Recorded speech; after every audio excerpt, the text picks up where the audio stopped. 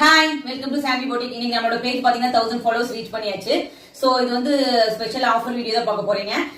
இந்த என்ன ஆஃபர்னு பாத்தீங்கன்னா எல்லா சாரீஸ்மே 100 rupees லெஸ் அப்படின்னு நான் வந்து ஆஃபர் கொடுக்க போறேன்.